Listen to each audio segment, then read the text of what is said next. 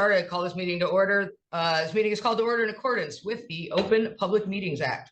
Notice of this meeting was provided to the Home News Tribune, the Star Ledger, and the Highland Park Planet on December 12th, 2023, and was posted on the Borough website at www.hpborough.com and on the bulletin board at Borough Hall, 221 South 5th Street, Highland Park, New Jersey, and has remained continuously posted as required by law.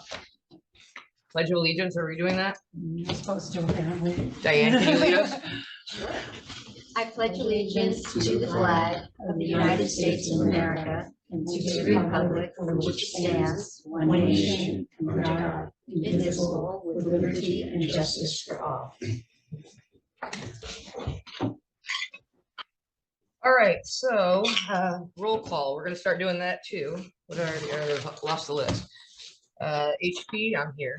Lucinda Holt. Here. Jared Billinen. Here. Pauline Devenish. Here. Diane Ray. Here. Stephanie Welbat filling in for Stephanie. Here. Terry Gover. Here. Stefano Shah. Yeah.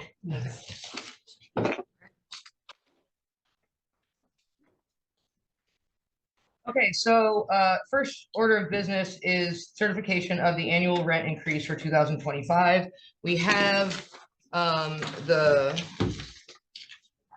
these data that Terry sent us, the consumer price index data. There is one adjustment to the letter. Where'd it go? Even if we're going to round up, I think we should still have it be accurate. So it says 3.8 there. That should be 3.7. Apologies for the New York, New Jersey consumer price index.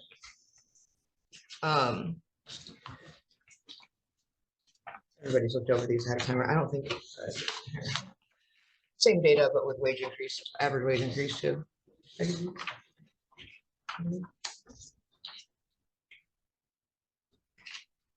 All right, discussion. So last time we voted, there wasn't much to discuss, and I don't think there is because we're sort of bound by doing this, but we do have to certify it. Can somebody make chair will entertain a motion to certify? I think we have to do a public comment.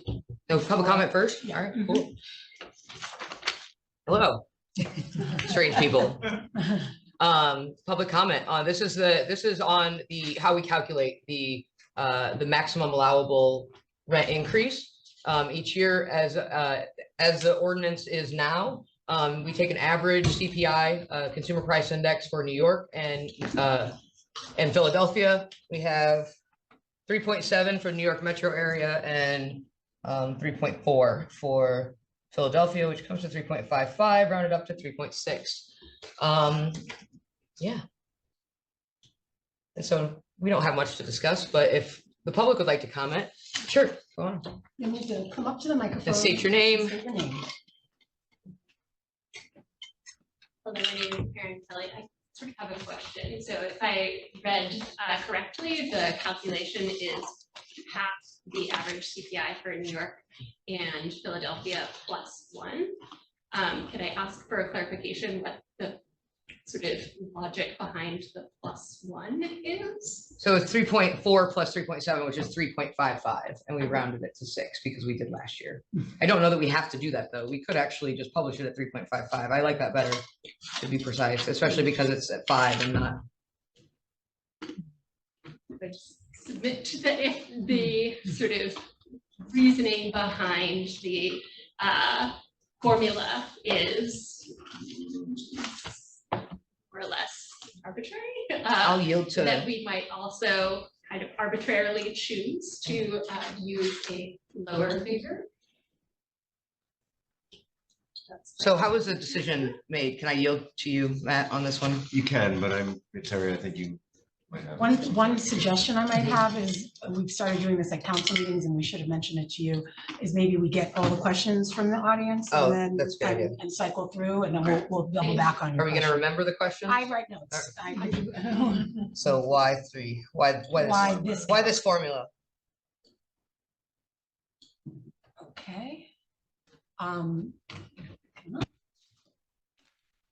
You state your name. Sure. I'm Jamie Valencia. So this is spectacularly awkward. So in 2021, approximately 10% of Highland Park households were at or below federal poverty standards. That means horrifyingly, approximately 1 in 10 of our households are considered to be in poverty. This is problematic, of course, but it actually doesn't tell a whole story. Anybody who has lived adjacent to that poverty line, anybody who's done any sort of work in housing or employment or food or any other such justice programs would understand that this isn't the whole picture. There is another standard that perhaps this committee is familiar with, but if not, it's abbreviated as the ALICE program. ALICE stands for, wow, I had this when I was sitting in my seat. Asset limited. Asset limited, income constrained employed. And what the ALICE program, which by the way is utilized by Rutgers University's Department of Health and Community Services, what this seeks to do is create a more holistic look at what need is in a community and what kind of struggle is in a community. If we are to apply these standards, which includes things like looking at high cost of living, things that are localized, things like inflation and so on. If we apply this to Highland Park in 2021, over 32% of our households were considered to be unable to meet basic needs. So 1/3 of households in Highland Park are unable to meet basic needs per these per this program. Words are hard sometimes. So I just want to note that in any deliberation or consideration, any ethical consideration, any justice-minded or equity-minded consideration, it needs to take into account that for at least 1/3 of the households in Highland Park, any increase is too much. Thank you. Any other? I'll just mention, there is someone at home. If you'd like to speak, please raise your hand. All right, I don't see a hand up. So we can, I guess, Chairwoman, at this time, we ask for a motion to close the public portion. And after the public portion is closed, the vote. Should we answer their questions Well, first? let me just finish Go ahead. for the decorum. Okay, so once you ask for the motion to close the public portion, and once it's closed, the public cannot engage in a dialogue with the members, okay? Of course. So once that's done, then you can open up for each of the members if they want to speak, okay, as far as the commissioners. And then at that point, then you can ask for a vote. All right, well, first we have to move it. So the chair will entertain a motion to. there were no other comments Oh, you do? Is this the last?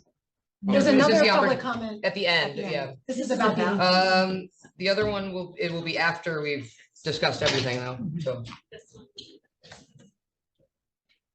now it's probably a better time to speak if you want to speak before we Sure. deliberate and make decisions. Okay, thank you. Thank you for clarification. Michael Turilli, Cleveland Avenue.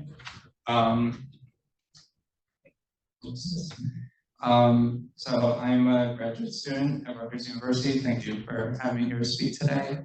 I'm speaking on behalf of the hundreds of graduate students, postdocs, adjuncts, part-time lecturers, fellows, and other workers at Rutgers who are simply not making a high enough wage. As in addition to, as was eloquently put in the last comment, really a large portion of Highland Park residents do not make a high enough wage.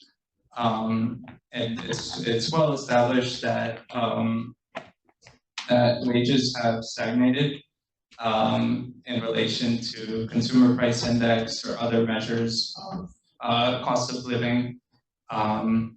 For example, and this is not only across the United States, but specifically within Middlesex County, for the past 20 years, pretty much every single year, wage growth has underpaced CPI. So I would like to submit that we consider wage growth as rather than simply CPI as a measure of maximum rent increases. Really, this is not enough. Again, this is, if we want to return to the consumer power that we had 20, 40 years ago, we have to reverse the outpacing of consumer price index. You know, we have to overcorrect for this issue. Thank you. All right, now the chair will entertain a motion to certify the annual allowable rent increase. I can't make a motion because I'm sharing, so somebody else has to make the motion. No, but you can just announce, I'm now asking for a motion. All right, now asking for a motion to close public comment. Motion? Little excessive. We need a second. Second? All right. Anyone opposed to this? Motion carries. Now public comment is closed. Now the chair will entertain a motion for the third time, to certify the annual allowable rent increase for 2025. Any discussion from the board? I have a question. Are we certifying this number or are we just certifying that we're going to certify a number? I think we're certifying this number Okay. and that it's calculated correctly. Okay. Well, the only thing I would say is the ordinance does specify how that number is calculated. So it's not like we can say. Yeah, we don't change really it. have. So we don't. It's Can't, just a check to we make can't sure, do yeah. that. Somebody check the math. Yeah. But I think we can, people did raise issues such as, should we be including things like, factoring in wage growth? That's all other question, which would have more to do with the amendments to the ordinance. Right. So that's something we can discuss when we get to that portion of the meeting, but we can't address that now. But I think that can be part of the conversation when we talk about the actual amendments to the ordinance later in the meeting. Okay. So. I think that's right. So I move that because that's what's specified in the ordinance, so that means we move ahead. Can we specify which number we're gonna use? Okay, Two so- decimal places or not? For one, just for the record, the 3.8 that's printed on the letter needs to be changed to 3.7 for the New York metro area. So after that correction, averaging 3.7 for New York and 3.4 for Philadelphia. The average increase is 3.55. Now, we have to decide whether or not to round. I would prefer not to because it's right in the middle. I mean, it does matter over time. It compounds over time, but it's, Yes. yeah.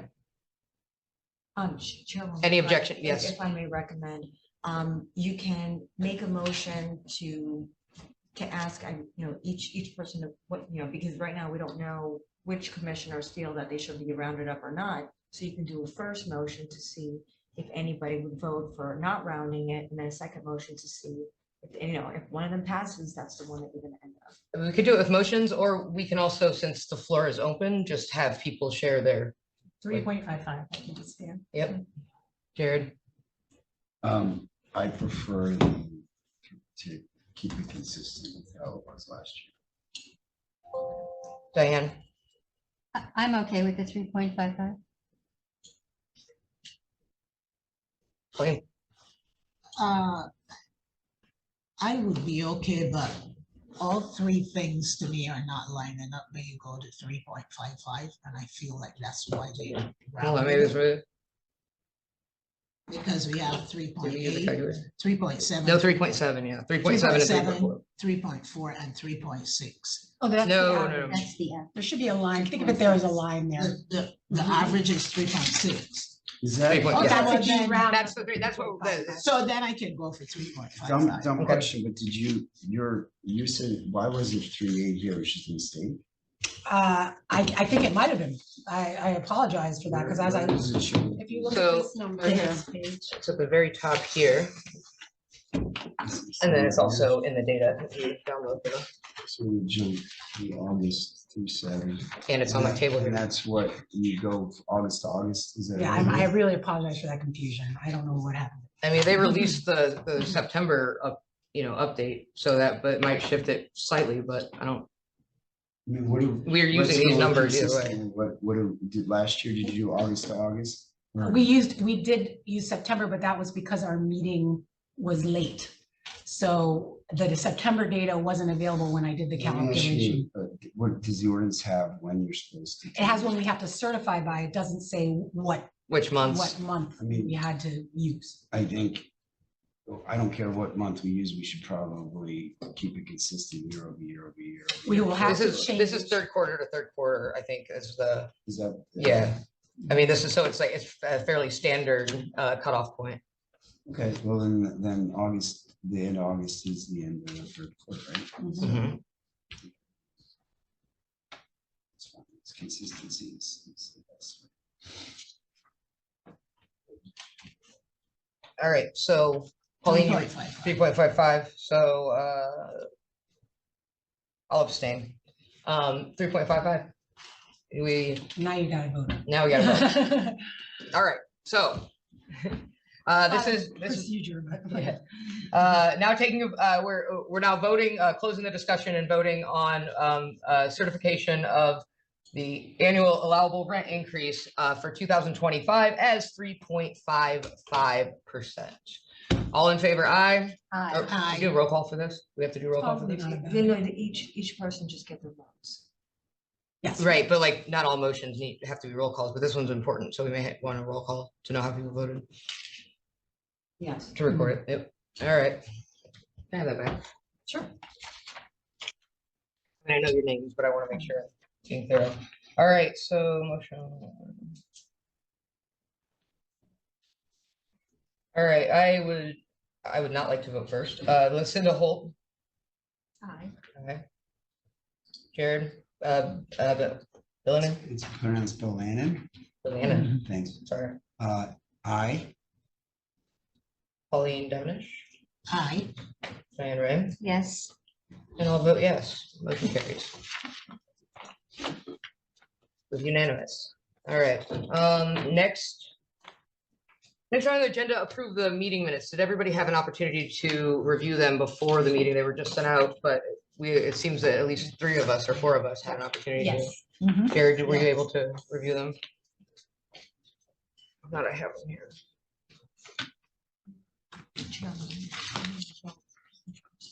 I got it.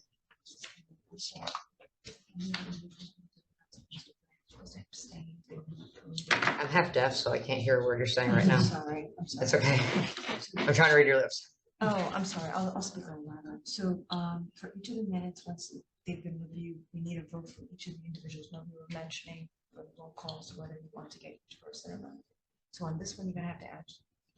each For the person- adoption of minutes, Yes, because. that's not standard. Chairwoman, that's how we're gonna accept the minutes, and the second thing is. Okay, oh, that's fine. Okay. All right, let's go. well, Okay, let me just Yeah. finish. Okay, and the second thing is that the individuals that were not here for that level of board meetings, they cannot vote, they have to abstain because they were not present at the meetings. I know that not all the members were here all the time. We don't have anyone missing. We have a vacancy, but we don't. Oh, you, A couple of folks missed the actual meetings that Didn't they you shouldn't. not have. make the last Correct. meeting? It's in oh, the- I wasn't on, I was at the first one, so I won't vote on that one. I don't even know where they went. I did not print them. I did. Go check the attendance. I missed you. I do have the attendance on. the- That was Yes, that's July 25th. Yes. Yeah. Motion that the to one I was- approve, the minutes from May 23rd. Second from Lucinda. Okay, this is May 23rd. May 23rd, okay. I was at May. Yeah. Yes. All right, let's see, these are minutes, what, May 23rd?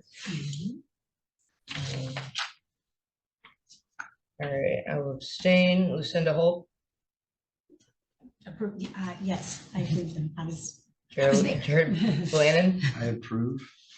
Pauline Devonish, Approved. Diane Ray. Yes. Approval of the minutes carries, and now we need a second motion for July 25th. July 25th. And I was here, was anybody missing for this? Was it- I was missing. Okay. All right, I will vote You to, can just do abstain. When you just abstain. Sure. I'll vote, I will vote to approve Lucinda Holt, Yes. Jared Balanon, Yes. Paulina's abstaining, and Diane Wright. Yes. All right, motion carries. We've adopted the minutes for May and July. Thank you, that feels good. Put all the work in. All right, so what's left on our agenda tonight then are both discussion items. They are carried over from our previous meeting 2 months ago. The first order of business is to review the possible ordinance amendments. We have received those via email earlier in the week with notes from our attorney. And then following that discussion, we will talk about outreach. And then we take public comment again after that, so you know. All right, so we have no motion on the floor. These are just discussions, so we can actually start to deliberate now. If I will keep stack. If do we want to go through these one by one again, or do we just want to? I think we can go through them one by one. One by one, all right. Relatively. So it looks like Article 1 has a few different amendments, but let's not do it by article because some of these are substantive and some of them are less so. All right, so first change we have in the definition of capital improvement. So it's adding the word permanent before improvement. So the improvement does have to be permanent.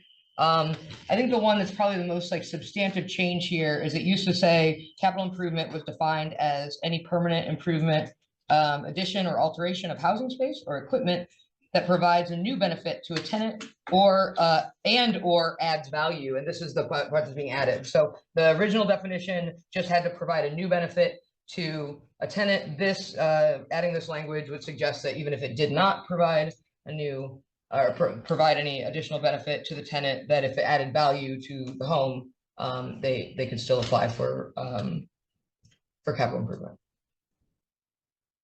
for capital adjustments. Thoughts? Oh, there's a second part to this too. This is the same clause, so let's just do this. So adding on, as well as any improvements mandated by law, and that must not be upkeep, not be maintenance, repairs, rehabilitation, or items or services. And then there is a proposal here to append a final sentence. This would be new. A landlord requesting for an increase in rent due to a capital improvement must fill out and submit a capital improvement application. We didn't have that one in the last one, and it did come up. So this is more of a correcting and for consistency's sake. But will people, do we have a definition for what that means, permanent, like, or examples of what that is? Like, or will people just know, oh, I know what that is? A capital improvement or what? Yeah, will we all agree on what that is? like, why are we adding permanent here is the question, I guess. Who proposes? Well, what if you put in Say it again. we put up a flower pot out front, you know what I mean? That's like, or I'm being, Yeah. I'm exaggerating, but I think permanent is a good definition for for an improvement. Rather than they put a temporary handicap ramp out front and then they get they get the benefit from it, and then it goes away in a year. Makes sense, Terry. I'm keeping stack now, so if anybody wants to. Am I up? Yes. No, I think somebody asked, how would we know if, I think there's in the comments under the capital improvements section, there's some examples that Sapna put in, which we haven't worked the language out, which would help flesh out that. I think we were trying to anticipate what if one came in, how would we know how to evaluate it? And our existing ordinance didn't have a lot of detail. So the language isn't proposed yet, but in the comments under 32135, there's some examples of things such as, so to your point, yes, later on in the ordinance, we do try to specify as long as to help us if that should come before us, and especially for an application. As long as we have some way Yeah. of determining. Which eventually gets- Other thoughts? I have a question then, in terms of when the original ordinance was written, and you were there for this, right?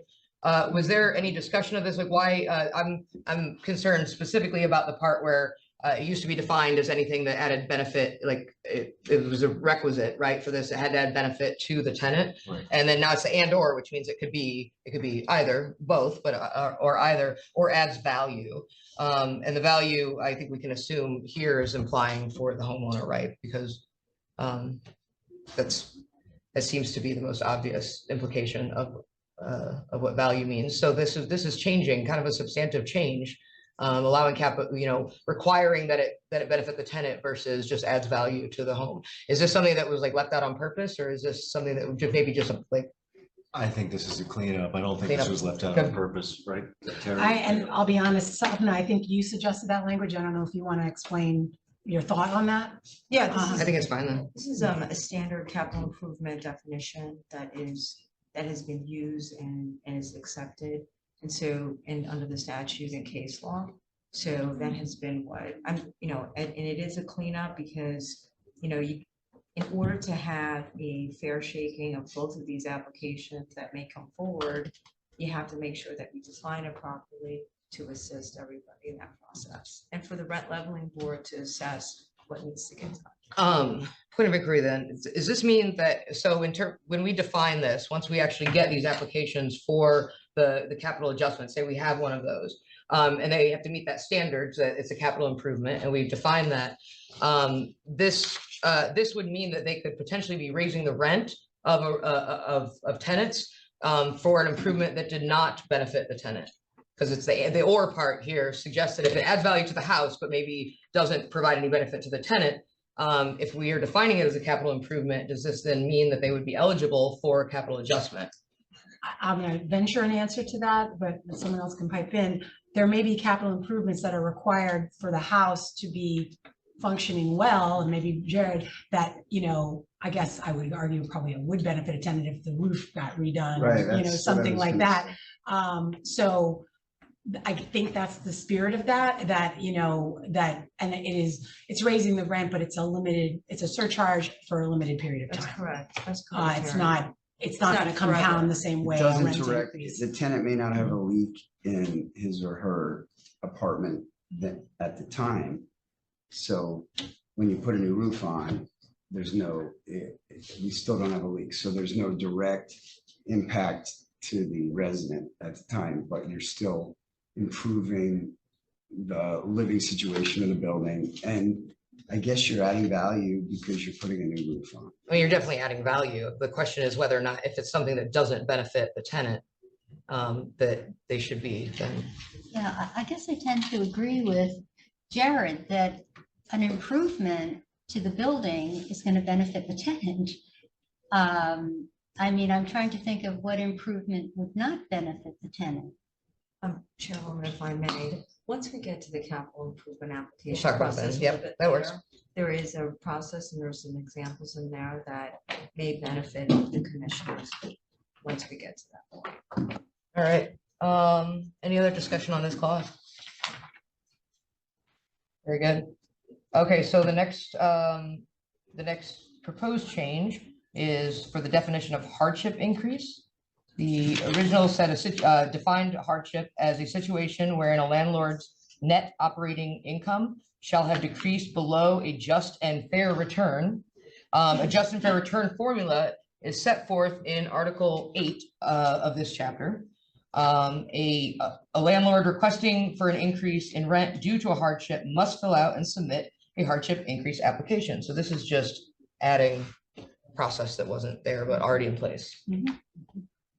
Yeah, Chairwoman, what was concerning to me is that when I was reviewing it, we were constantly referring to just and fair return, but we didn't define it anywhere. Mhm. So I Just came up just with think with some of the discussion. definitions, yeah. So the more substantive change that's being proposed here is to add to this section a definition of just and fair return, which is if the percentage of return on equity of real property investment, the amount of return shall be measured by the net income before depreciation. A fair return on the equity investment in real property shall be considered to be 2.5% above the maximum passbook demand deposit savings account interest rate available in the municipality. That was a.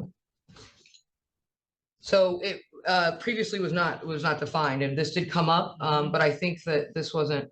I think at some point there was people that expressed that we can't ensure, it's not government's role to ensure that people turn a profit on their investments, right? And that if they were, I think in even one of our decisions, if they had made zero, they were still building equity. So do we want to? This was about like an hour of discussion, at least at the. Not having a definition.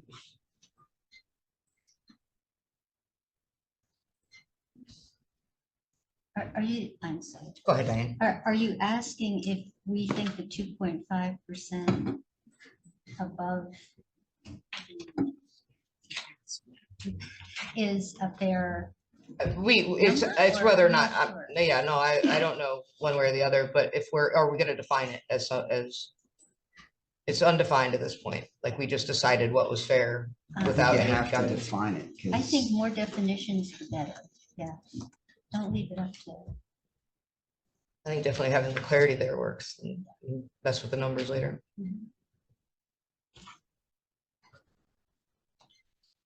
There's already still reading. Anything to add, Pauline? No. All right, one more in Article 1, two more. So this is adding a new term to Article 1, defining service. And I think this is because it's added later on in the ordinance, or proposed to be added in the ordinance. Service includes but is not limited to light, heat, hot water, maintenance, painting, elevator service, air conditioning, storm windows, screens, superintendent service, and any other benefit connected with the use of the dwelling.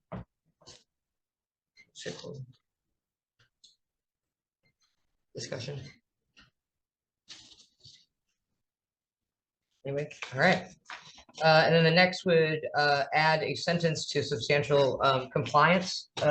Compliance is to be determined with the aid of appropriate borough and state regulatory agencies based upon the current code inspection reports, which shall not be less than 6 months old at the time of the initial hearing on a rent increase application for hardship or capital improvement. And if I may, Chairwoman, the reason I added that additional language too is that to make sure that there were not applications that were coming in and people are not compliant, because unfortunately it happens where individuals are asking for it and then they, you know, Yeah, and they didn't have it their happened. basic stuff. yeah, okay, and you know, the issue is that what I think should anger anybody who's involved in this space is that if you can't even get that, the basic How can you come needs. forward? Yeah, how can you come forward with an application, but it's gotta be 6 months, because I don't wanna hear 3 months or 4 months, and then you're asking for some funds. Go ahead, Jared. just from a practical, and I agree with you. I think the timing I'm just thinking practically, especially when you say state inspections. Diane can speak to local inspections on a building, COs, but on a state inspection, when they come in, they do a cyclical inspection. And it said shall not be less than 6 months old. The state inspections are sometimes 3 to 5 years. Yes, that's So- correct, especially so- with DCA, Right, correct. that's where I'm That's going. exactly So, right. so how, maybe I'm reading this wrong and I'm confusing it, Okay. because I promise you that every property that I have, Mhm. unless, even if it was inspected, I don't get a report for 9 months. or And a it's year. understandable. I know, and I understand that, but the thing, what ends up happening is that, and this may be unfortunate or fortunate, there was a little bit more,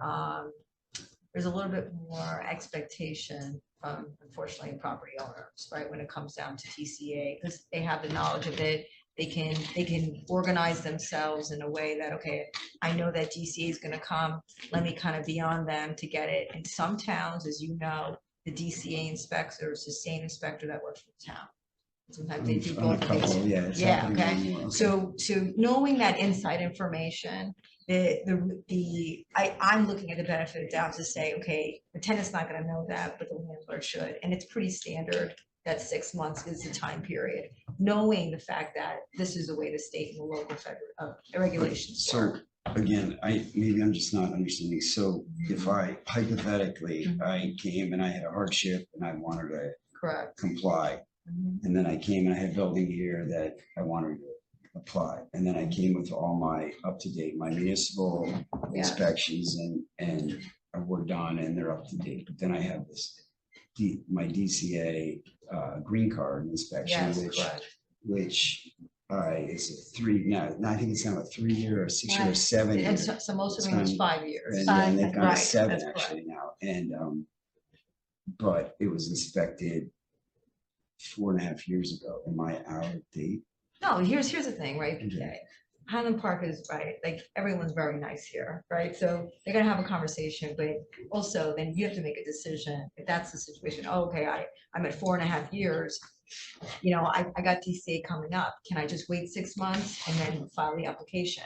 You know, if you want to file an application, I will tell you that I would recommend to the chairwoman and to the administrator that they adjourn that application then until I get that from you. But that's a very rare case. No, I bet half of my buildings 18 months before I get after. Or lately, it's been a lot better, like hands down. But I still have some that I'm waiting 9 months to a year to get through the process. So I don't. It's a guideline, and at the end of the day, if the commissioners feel that it's the wrong policy or not, I'm just here to propose modifications to the ordinance. But I will tell you though, I will tell you that I just recently had a few buildings where DCA did come back in 5 days. I will tell you that. So maybe they're getting better, and I want you to have some hope. All right, I can tell you that this is not, like, from a practical standpoint, I would say the majority, when you're dealing with the DCA, they've gotten significantly better from the start of when you get your notice that they're gonna come and do the inspection.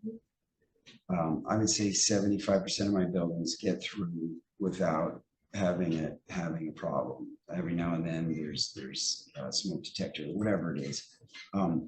Even if you get 2 months later, they come and they do the inspection.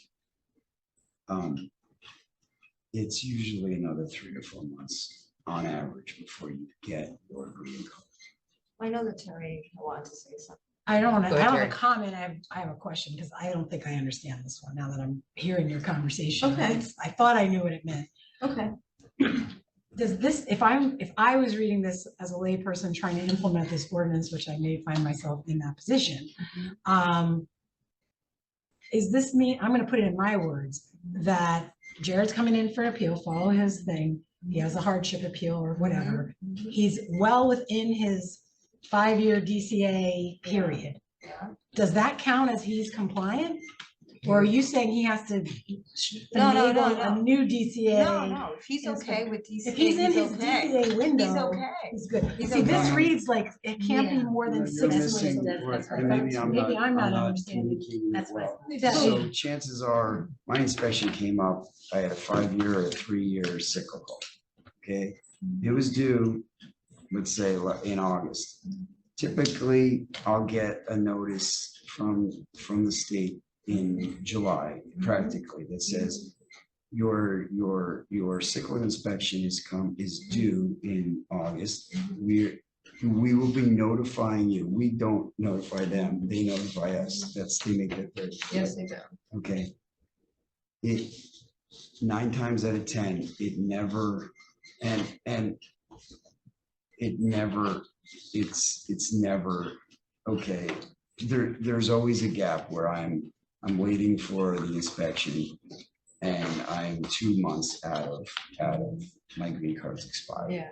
It's- But I guess if you came, I'm sorry. No problem. No, go ahead. Terry. I guess maybe if we can think about, if we're thinking about the language, maybe you know, if you can present the fact that you're in the middle, you're So waiting that's for what the I'm saying, thing. right? It's a Well, I hear conversation. you. It's a And conversation. that's fine, and if that's kind of the intent and the spirit of this. Yes, this of That you're language, on top of your stuff. Yeah. Yeah, but I mean, you know, here's the situation. A lot of people are coming in here, and you guys have mentioned that there was an example here where you had a landlord who was out of time or old permits or something was happening, and they came forward to the board to ask. It for was an application. ignorance on their part, but you Yeah, know. they were new homeowners and Yeah. hadn't done it yet. Okay, okay. They hadn't So gotten a we have CO these for a change in Okay. tenancy, you know. So Mhm. if this helps landlords before they're putting it in, then maybe then that's a good thing, because it's not fair also to the tenants that are living there, that if there's other issues that are outstanding. No, I understand the spirit of it. I was just, I think as long as, I guess, maybe the feedback to you, Safra, because we're gonna probably need your Yeah. help with the language is, Sure. as long as in the implementation, we can take into it doesn't have to be cut and dry, like, Of course not. you know, and because I think, you know, if, just like with the other instance, we realized they were just new homeowners who didn't realize Sure. that it was the first time the unit had changed, and it was only 6 months after they had a CO. So they didn't know. So we didn't hold that against them. We just asked them to rectify it. Jerry, go ahead. You draft, you obviously are a lot more proficient at this than I am. If you took out the 6 months and you just left it, state regulatory agencies, local and state regulatory, based on a current inspection. Default to state, yeah. Yeah, does that then take the 6 months out of here? So then that almost, the spirit of it, are you current? Well, I'm as current as I can be because I've talked to the state, they're coming out on this day. And then it also forces, we know with COs in the town and that they can be done within 30 days, right? Yeah, I mean, I soup to nuts, you can get a CO in less than 30 days or an inspection from Highland Park if you go through the process. Even if you fail an inspection, you can, they work with you. So would it, and I don't ever see myself ever asking for hardship, but I can see where this would, from my perspective, that I'm operating a business, I could see where this is, you know, you're setting people up to fail because of how the DCA works. So would it be dilutive if you took out the 6 months and just said you have to provide upon current code inspection reports? I can take down I mean, everybody's does anybody, recommendations. like, I can take down everybody's recommendations. Thoughts, others? Go ahead, Diane. And can I just add that the CO could be years old? You only get it once when the tenant moves in. But you could almost require them to do it again. Hey, you got a problem? Then let's issue, why don't you're calling for this hardship. All right, well, why don't you require them to come in for an up-to-date new CO if it's been years because the tenant's been living in there, there's stuff broken that wouldn't meet code. Maybe we do put in there that if they're going to apply for a hardship, that they have to have an up-to-date CO even before they apply for the hardship. Well, if I may, and I don't know if I'm speaking out of turn because I don't have the ordinance in front of me, the Highland Park ordinance. There are some towns that require a new CO every time the place is rented out. Right. We Right. do that too. You guys do, But if the okay, tenant's been there 5 years, then it's never it's gonna not happen, gonna be a Right. scale. yeah. It's gonna be a scale. So maybe the hardship, and I like that, and the hardship triggers a new certificate of occupancy inspection for that. Yeah, a local, in Highland Park. And we can turn those around quickly, so we're not gonna be Yeah, holding very someone up quickly, they're very indefinitely. efficient. Yeah. Is That's that- an interesting does idea. anybody have any Doesn't problem with work that? anyway. That So makes sense Does to that me. change the CO ordinance at all? I don't know. Like I said, I'll take those suggestions down, and what I can do is I can research it and I can come back to the board. Okay. It also is almost, it'd be stupid not to, and I'm not saying it's stupid, it'd be silly not to. Okay, you're coming in, you want to raise these rents above the guidelines. Well, then you have to prove that your unit is inhabitable for the tenant even before we consider it, right? I think it's fair to put that in. Yeah. Sorry, that's reasonable. Right. Thanks, Jared. Very good points. All right, any other comments on that before we move on? Okay, so in, not a new section. Oh, yep, it's a new subsection. 3.2 or 321 -2. There's not anything being proposed concrete at the moment, but there is a side note that we could add language and newly constructed units subject to a redevelopment agreement in, where's this going? It would go in section C, but. I see that, but like when, Chairwoman, just very, very quickly. There was also a comment made for section A. oh. Did I miss it? It was a deletion, but it Yes. wasn't meant to be like, we must delete this, but that was something we discussed. So it was the single and two families. Oh, yeah, that's actually, That's a big, I surprised you it's jumped it. it. well, yeah, no, that, I have it I have it highlighted in my other one. I don't know why I'm not using my notes. That would make more sense, Oh, but. yeah. Okay, so this is something that, we had sort of discussed before. So this is in 321-2, applicability and exemptions. Currently, nobody's exempt, right? Or the landlord, regardless of how many dwellings they have, or how many units are in the dwelling. This chapter, it says, the current language is this chapter applies to all rental dwellings in the borough, including single, 2, 3, and 4 family dwelling units. And the proposed change is to remove single and 2, so they would be exempt from the rent control ordinance. Thoughts? Do we know Yeah, go what ahead. percentage of the rental stock or inventory in town is single and two families? You know, I think I was supposed to look up, I don't know for sure they're all rentals, but I can look up based on census data, the breakdown between the housing types, and it's reasonable to think if it's a two-family, at least one of the units is a rental. So we could look that up to get a better sense of that breakdown. And then my only other question is, why? Why, which way? Why if I own a two-family in town and I'm renting to somebody, a third party, why do I get special treatment because I'm a landlord versus anybody else that in spirit? Especially considering I'm putting a huge asterisk that I've heard time and time again that it's mostly the issues we had which created this board were the smaller landlords that didn't really abide, that flew under the radar screen that were causing this. So why are we now exempting those landlords that may have caused disproportionate share of problems? Go ahead, Diane. So, with all due respect, having heard is not the same as having data. I don't know that we have data that says there is a glut of two-family houses that are flying under the radar.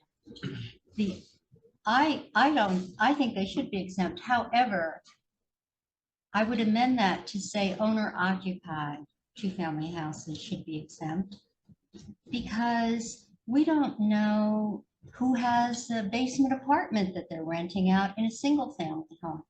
And it's really not very different if you're living in the house and you have someone living in your basement apartment from having someone living on the first floor and you live on the second floor. So these also don't come under the state guidelines.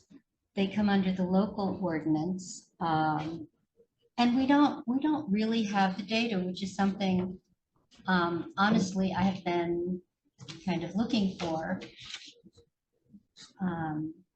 The ordinance came about not because of that, but because of the larger apartment complexes that were having 50% rent increases.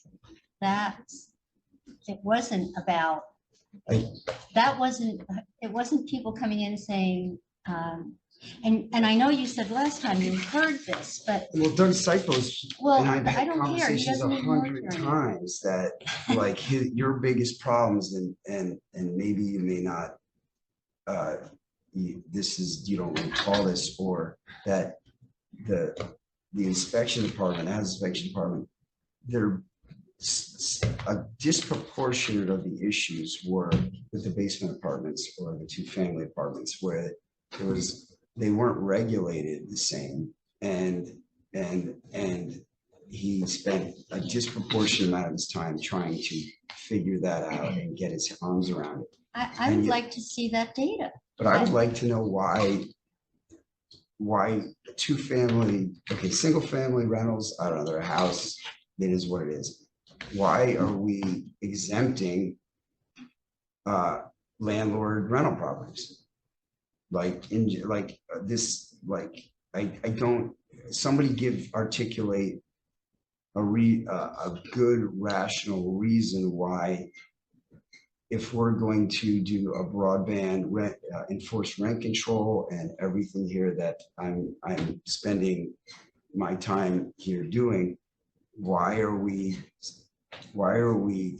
using our own agendas to determine who gets regulated and who doesn't? It should be a broadband. If you rent in rent control, if you rent an apartment in Highland Park, you're subject to the same regulations as if you rent a 2-family apartment in a house, or a 4-family, or a 10-family. Why is, somebody give me a good reason why people should receive special treatment? Go ahead, Dan. Well, I don't think we're using this board for our own agendas, A. I don't think we should include 2 families. However, as I said, I would amend that to say owner occupied should be exempt. As single families, if you live in your single family home, you're exempt. If you have a basement apartment, which many people do, those basement apartments are not, or those apartments in your home are not subject. They're illegal. If there was this problem, then we would see it in zoning board applications. We would see it in court documents. There would be a way to say, oh yeah, there was a terrible problem and here's the facts that back it up, but we don't have that.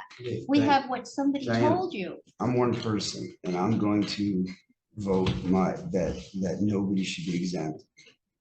And I don't know if my vote will sway this change that exempts single and 2-family dwellings. However, disregard my statement that the 2 families cause a disproportionate share of the problems. Let's push that argument to the side. Okay.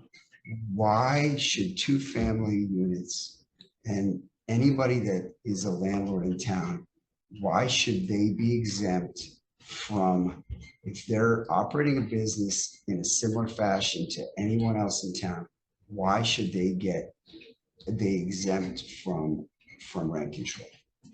Is it unless you're telling me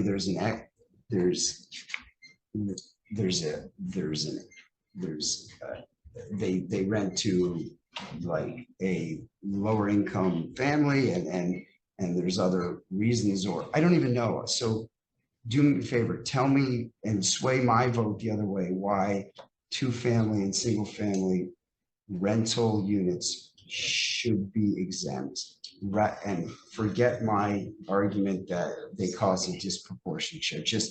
I'm saying owner occupied 2 families should be exempt, not 2 families. Terry.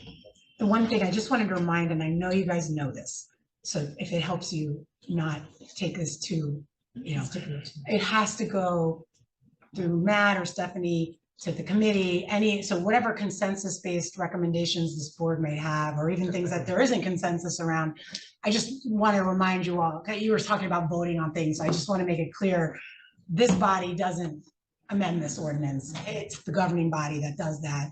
I say that in a way to make it lighten up a little bit, because it's more about you're contributing your good ideas and thoughts. And if there isn't consensus, that's an important thing for the governing body to know, that there's a difference of opinion on a certain point, and they can think about that and see which way they land and get some advice from the attorney.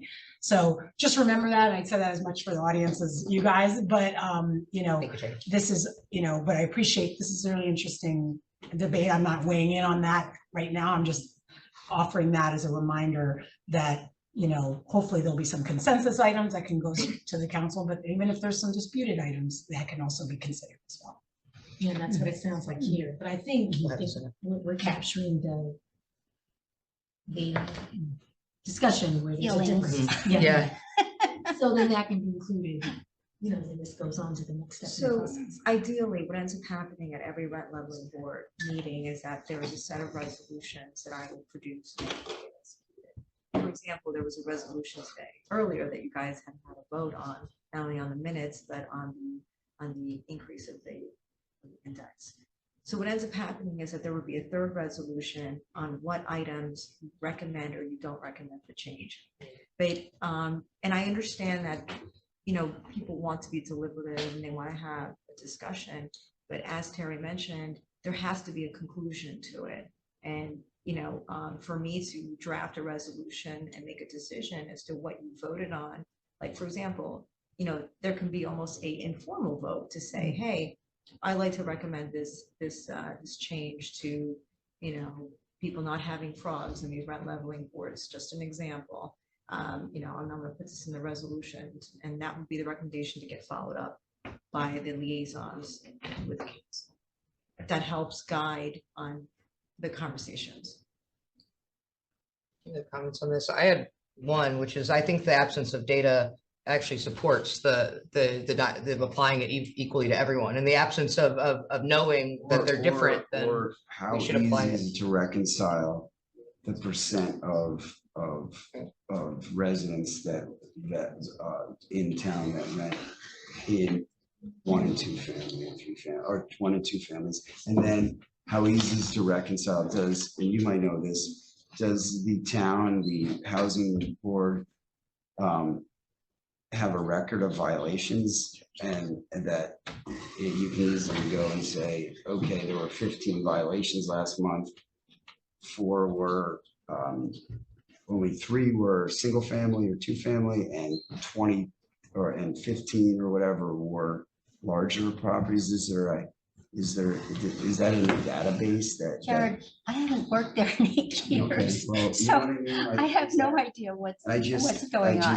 That could be, it's kind of brain damage, but that's the data that you need, right?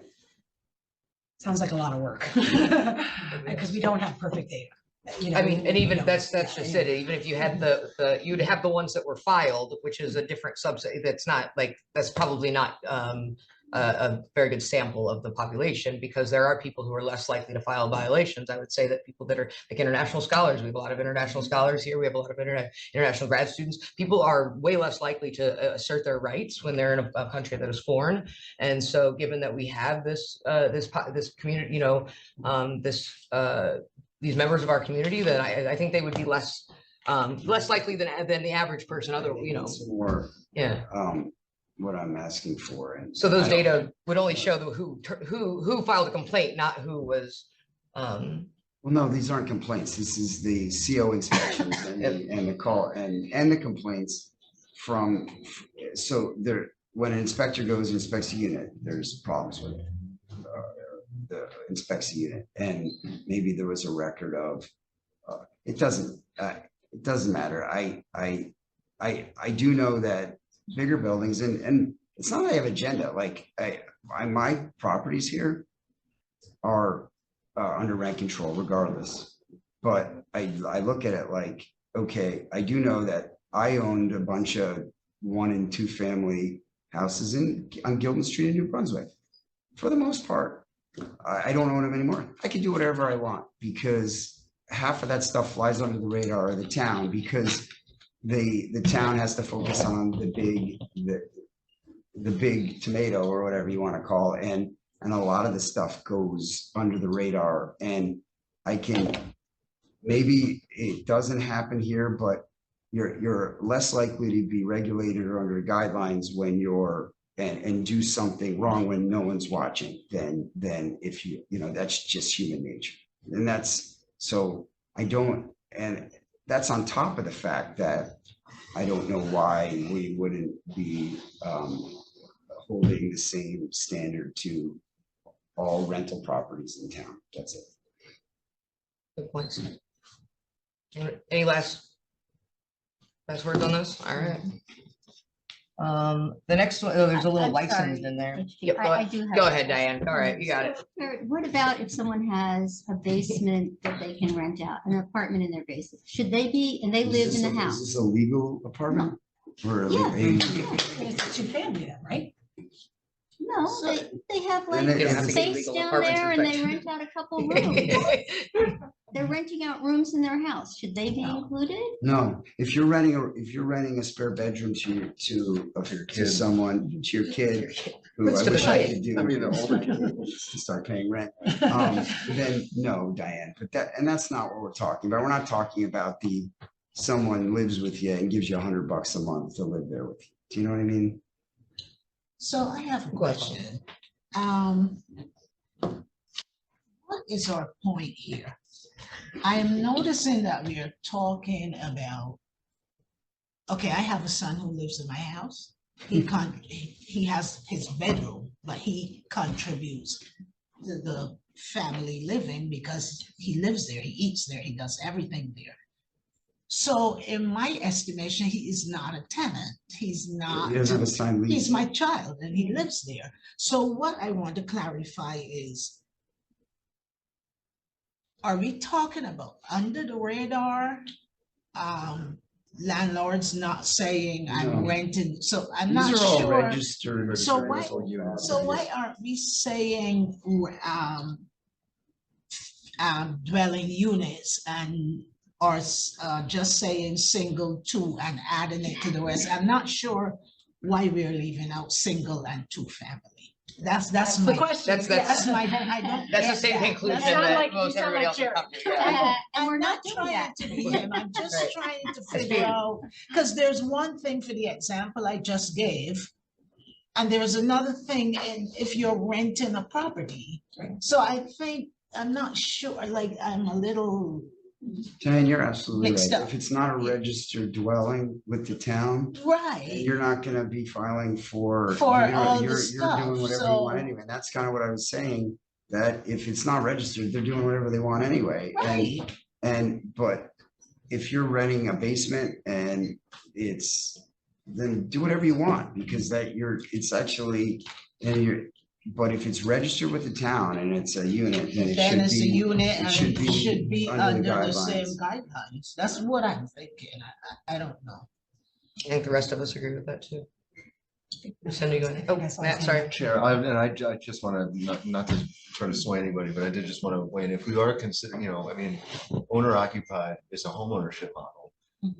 And if that's something that this board or whomever wants to encourage, which it should be encouraged, then I think we can figure out other ways to do that. But just looking at statewide rent control, ordinances, there aren't that many that completely exempt ones and twos, particularly in comparable areas. I mean, you actually see exemptions starting in some higher family, larger family properties. But I think this ordinance is also kind of, it should be viewed as kind of setting guardrails. And if it's something that I think the board is interested in monitoring over time, the number of hardships that come in or external factors that are causing a particular subset of landlord to have more hardship or costs, then that's something that we should try to document. But in the meantime, I think it's broad, intentional. Okay, intentional. Okay. Okay. Any last words? We sure? All right. Got a few more pages to go. Yeah. Well, not all of it's, there's only like maybe one more sort of controversial thing, I think. So the next, this is section B1 of the same part is adding licensed before motels. So we're only Which if, to Jared's point, that kind of seems redundant because of we don't regulate non-licensed motels, right? And we don't have motels. And we don't have also. That might be, But do we care? like, we can't go regulate the motels that fly under the radar, the black market motels. All right, there's another change in here. Okay, wait, this is. So now we're back down to the part where I tried to start, which is in section C. Savno, do you wanna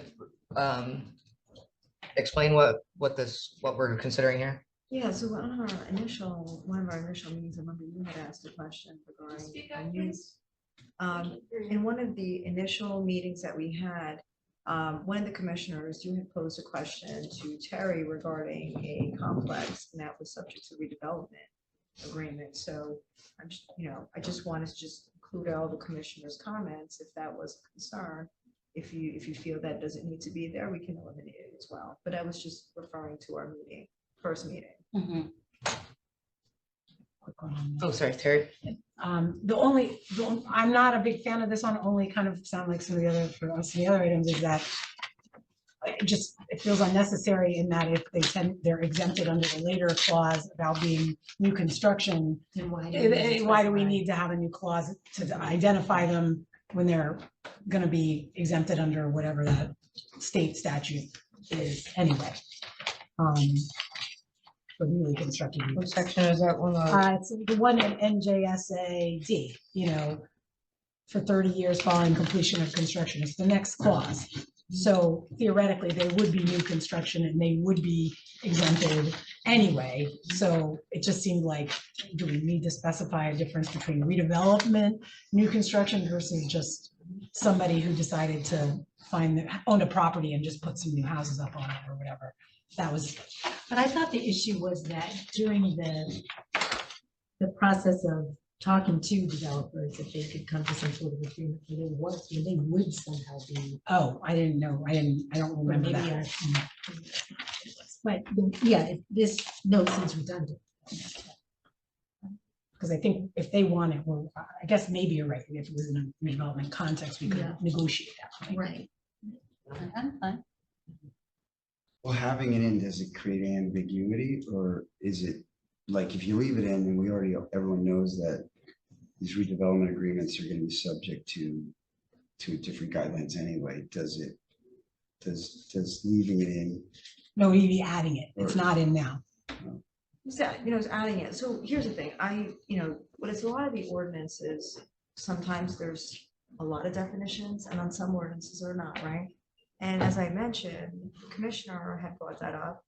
So I felt that maybe other people did too. So I just included it because, this is a collaborative process. Sure. So if you feel that collectively that a lot of people will know what it is, then okay. I guess we suggest to take it out. refer to you in, like, your legal insight, like reading these, does it create ambiguity having it in? Is there more confusion with it in than leaving it out? It depends on the reader is. Same. Terry, will all redevelopment be new construction? I mean, will there be redevelopment projects that take an existing building and make it part of a redevelopment project? I guess I was thinking of it, we have an example of a potential redevelopment where it's gonna be a repurposing of an existing building. But I was talking about where we're using the redevelopment statute as part of, like, we have a plan in place, like, I don't mean it in the lowercase r, just a new thing. I meant, I was using it, maybe that's where some of the misunderstanding on my part was, where it's part of a designated redevelopment area or governed under a redevelopment plan. That was where my head was at, not like lowercase, like refurbishment, for lack of a better word. I don't feel strongly about it. I don't at all. I thought it was redundant, but maybe I wasn't fully appreciating the point, to be honest. So we can just scoodle. Shall we move on? Any last words on that? Okay, it looks like down in section, this is proposing to add a section E that says low rent public housing developments would be exempt. because they are governed by other rules, right? Is that right? Correct. Okay. Yeah. Mhm. Go ahead, Diane. I just wanted to say that maybe rent subsidized rather than low rent. Just Yeah, Or- I like Is that. there a nicer term than low rent? I had a similar reaction to the language and I didn't have a good suggestion. Thank you, Diane. Any other comments on that one?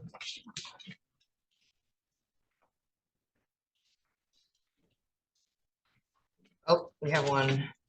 So on. Oh, yeah, we're at annual rent increases. Yeah. Yeah. All right, there you go. So we're on section 321.3 annual rent increases. As you know, our current increase, wait, this is a review of formula used for CPI. Okay, yeah, it's just a bark for us to review it, which we've been talking about. For the future. Yeah, we've been talking not about this today. since the beginning, but, Right, not for today, but for the future. but we do want to, I mean, I think we should talk about it today because they're considering other amendments, and And so we're we should. meaning not for the certification. Yeah, not for certain, not for Right, 2025, right, but This is for absolutely. the amendments to the ordinance, Uh-huh. and because someone brought up during the public comment period, factoring in others, because we talked about this, like, are there other things that we should be factoring in when we calculate just numbers? And, yeah, wage growth is something that someone mentioned just today. So, And I can, so I'll add, I think wages should be considered when we're considering rents. And if you look at table 8, these data are from the same place that we get our, that we use for our CPI data to certify. I also included, this is wage growth for Middlesex County. You'll see 2023, 0.4% on average. I mean, and that's, I know that we are using metropolitan data for one of them, but that's just because we don't have more local data to do that with. And by the way, I can calculate, I have tables already calculated and the graphs generated to show what this happens to this over time. I can share that with everyone in any combination that you like. But the problem is when you have rent outpacing wages, that small percentage, it actually adds up over time. And if we were to hold these numbers, 3.55, which will be our maximum allowable increase for 2025. And let's say, and I hope it doesn't say at 0.4, but let's say hypothetically that it did, it would only take about 20 years before renters would be paying about 75% of their, on average, 75% of their take-home income on rent. And I can show the math on that. It's not, obviously this differential is much more extreme than what we see, but you can see that wage growth never outpaces in the last 20 years. And sometimes that differential grows and sometimes it shrinks, but it never overcomes them. And so if the rents are increasing, even, a small amount over wages, it's only a matter of time before this becomes like untenable.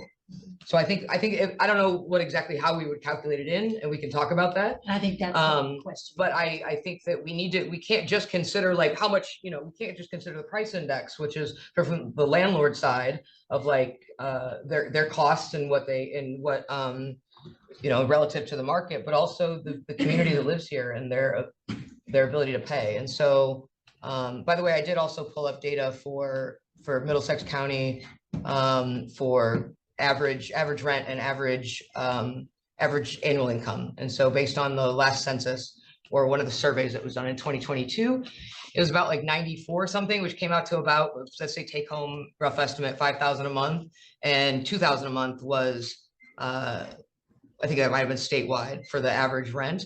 That's already 40%. And so that's already pretty big, like that's a pretty big proportion of take-home pay to be spending on rent, and those small increases again will compound over time. And if we just use the average over these years, it'll only take about 10 years to go up like 8%, and that's getting us a lot closer to 50%, which sounds very scary. So are there other things that we can either factor in, or other ways to calculate this number? I think that's what we would have. I mean, we could, yeah, I think this is what I got. But So, Chairwoman, if I could, just for the future, I could put together a legal memo on factors that could be, and then it might be a little bit more helpful. yeah, I think if there are other factors that could be considered here, we should be considering them, because the rate that it's going right now, it's And since we have the other suggestions as well, so it looks like we're gonna have follow-up meeting anyway. Yeah.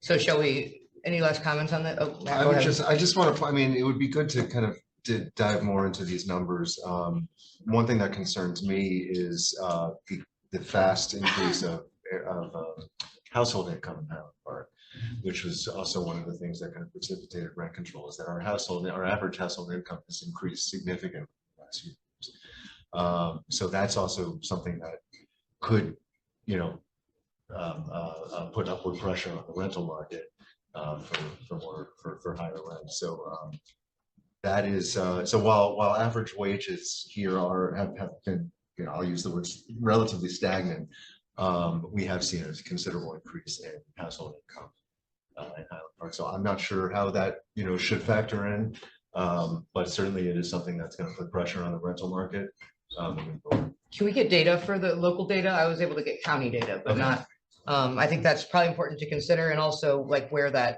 those increases are coming from. If it's an influx of a small population that's making a whole lot of money versus is it like the people who live here on average? Right. Well, I mean, we're going to see, you know, I mean, if you just look at, you know, across the border, you know,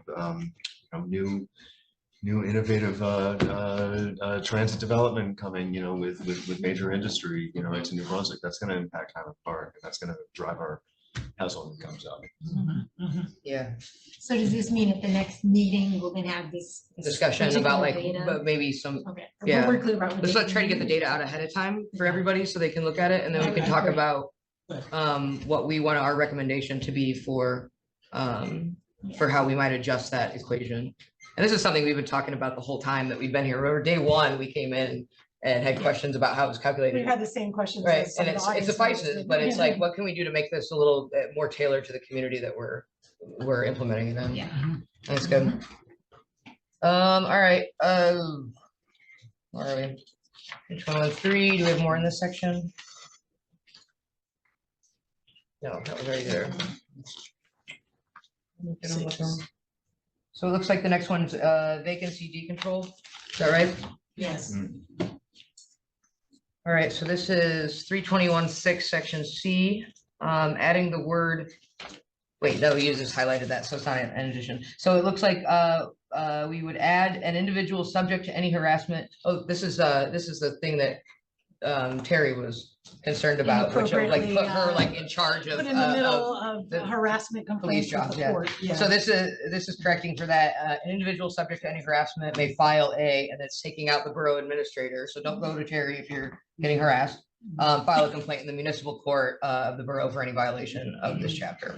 Yeah. And there's also some examples suggested earlier as to what the software subject, like what Yeah. harassment might look like, which I think is helpful. Withholding heat or water, Yeah. inadequate security, intermittent failures, frivolous eviction threats or legal proceedings, and action which would cause a reasonable person of like age and physical condition of a tenant to fear for his or her or their, can we add there? If we're gonna publish these, limb, property or home. And, you know, as I mentioned in our initial meeting, when we talked about this, obviously this is not an inclusive list. If anybody feels that they're being harassed in any way, they can go to the municipal court and file it. But I thought perhaps a little more guidance in the ordinance that can give some sort of direction, because a lot of times when individuals are reading They don't the know what ordinance. Or Correct. is that me? You know, is that my situation? They might see themselves in there Yeah. in some way. Okay, Yeah, Mhm. exactly. very good. Any comments about this? Good. I think that helps.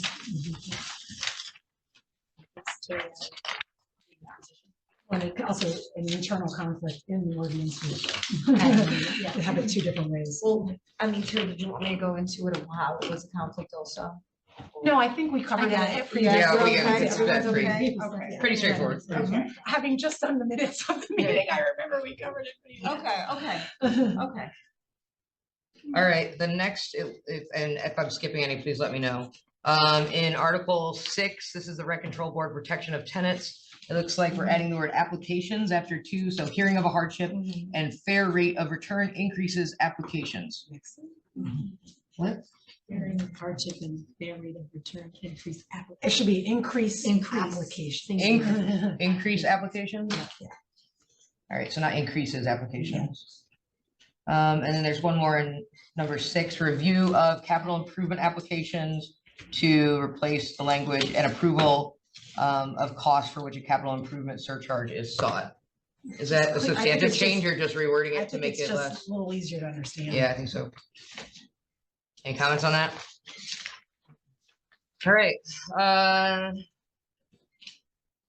got a note again, this, okay, wait, it says this is correct, this That's contradicts the section. Terry, that's the Terry. That's the one you have to, No, that's the one that stays. that's one that so was right, and the yeah. previous one, okay, so I need to skip that. Yeah.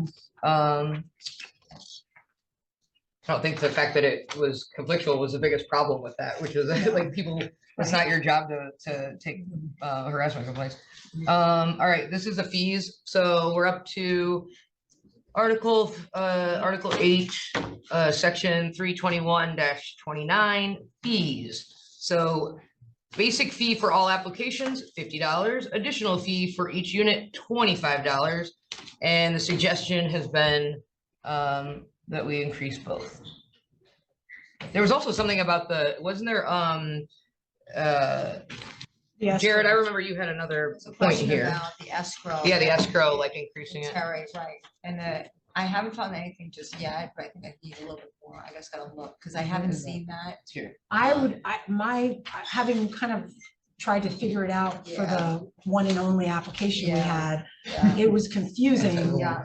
How to handle this, Mhm. and frankly, not having to set up escrows Yeah, is easier. I'd rather just kind of go with a fee approach, but I don't want to also make it so cost prohibitive that somebody can't access Right. relief if they need to. So if you could maybe, well, I would love to know what other places do. yeah, you know, so what kind of by the prices next they're- Oh. meeting, I can just make a decision as to what you can do, because like I said, like I said, the only escrows I've seen, obviously by statute, and this is a statutory board, and that's what concerns me. I don't want to go too far, you know what I mean? But I should have a response either way next time. So there's one thing we need to fix here. It says the escrow shall be no more than $500 for a landlord of more than 100 rental units and $250 for landlords of less than 50, but we don't have it, we have a gap between 50 and 100 there. That Right. like, Yeah. I guess they have no escrow.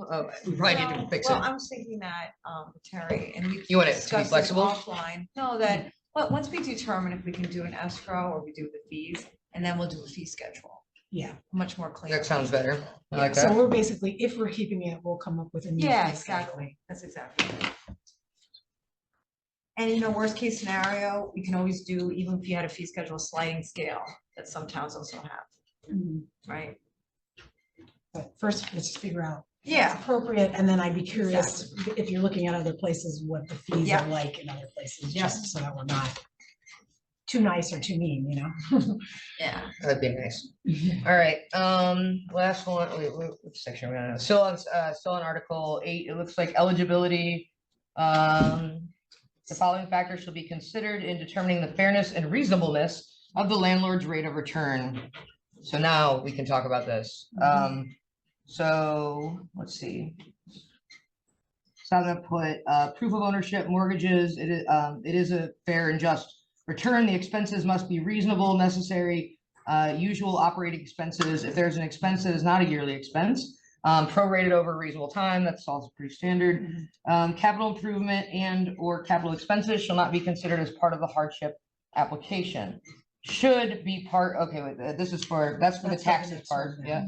And then for number 4, the number and frequency of prior hardship and capital improvement increases for the building. So this is taking into account people that are coming back over and over again to have to seek what do you call it, the surcharge.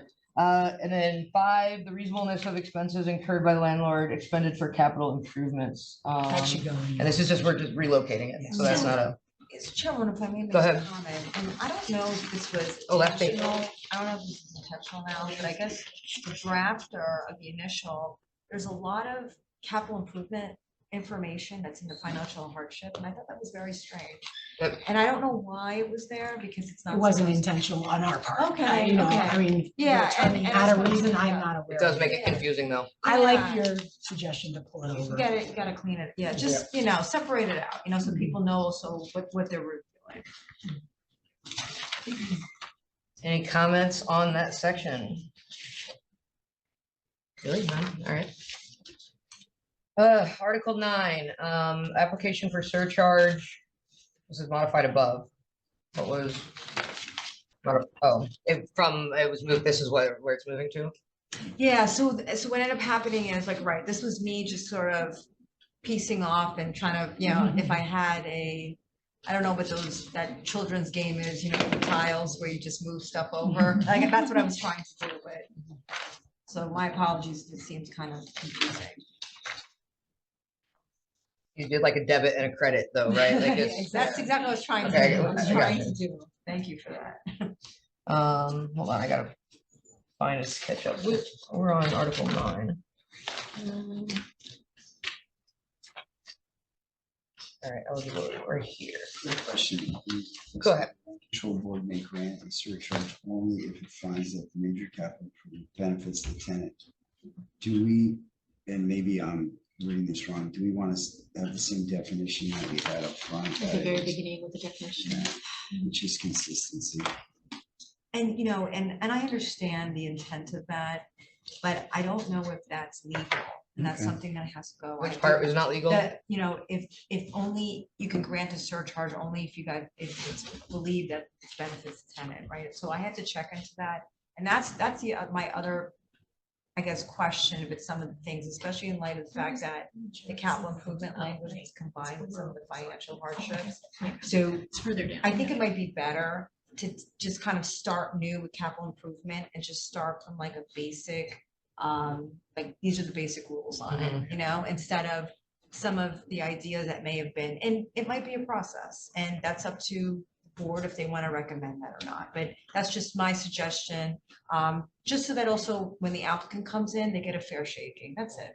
Can you report back to us on the legality of that? Because it does seem a little weird too, that you're kind of putting tenants in a bad position. Correct. So it's like, I don't want this improvement and now, and I can't afford it, but you're deciding to do it and it's not. Correct. And now you're gonna charge me, well, and 10% now, right? But potentially up my rent without my consent. But also, I guess it gives way too much subjectiveness to it, right? 'Cause Yeah. if you're saying something benefits, you're gonna take testimony from the tenant. Yeah. You know, I mean, you know, and. I don't even like the color. Yeah, Like, exactly, I don't know exactly. benefit So at I was all. thinking that maybe if we just kind of start from more an objective standard, that also might help the commissioners. So let's move down to the calculation of surcharge. This is the, so we need to put a time period in. There's not one in there. What will the time period be? There are a couple of things. So there's surcharge per square foot. There's a footnote here. Suggestion to add major capital improvements shall consist of a substantial change in the housing accommodations, such as would, my printer kind of ran out there, but such as would materially increase the rental value in a normal market, and which consist of capital improvements to building-wide operating systems, including but not limited to items such as complete plumbing or electrical replacement for the entire building, or a complete new roof. Major capital improvement shall also include complete kitchen and bathroom replacements for an individual apartment unit. Okay, thoughts?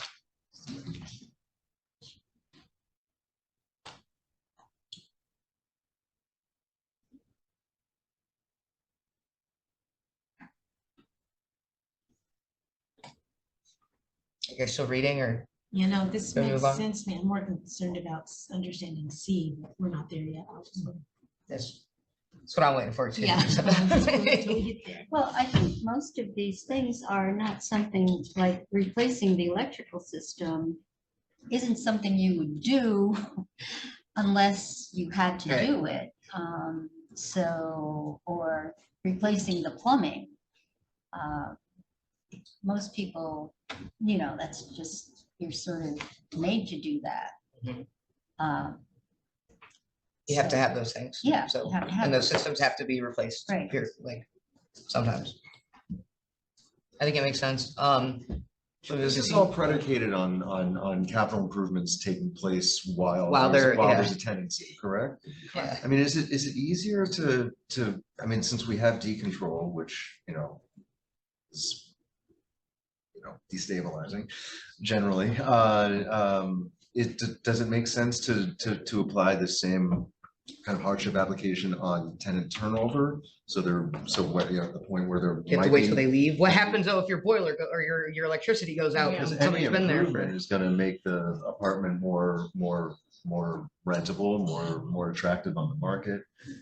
Anything, right? I mean, efficiency, new appliances, better windows, you name it. So what are you recommending? Well, I'm wondering if the board should consider